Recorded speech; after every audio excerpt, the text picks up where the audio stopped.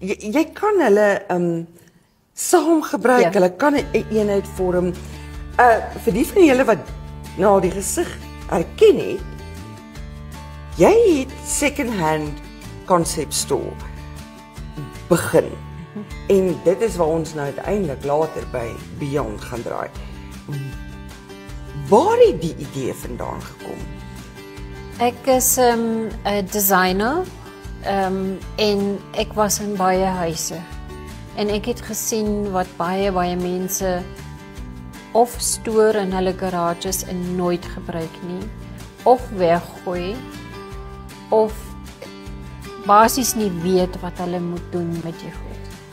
En second hand het vir baie mense daai gevoel dat dit oud en vuil is en so 'n plekkie waar jy moet soek na iets of so dis waar die idee gebore is dat ek iets wil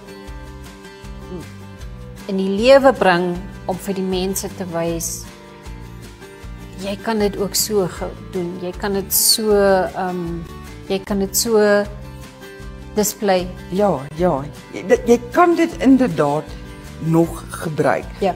Maar jy help mense amper soort van om vir hulle te wys hoe nuwe lewe in ouer goed te plaas.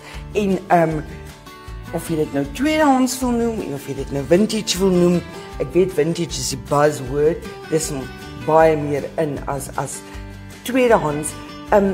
Ek was gedurig in second-hand concept store en ek het al die mooiste goed daar gekry. Waar kom dit alles vandaan? Waar kry julle die goed?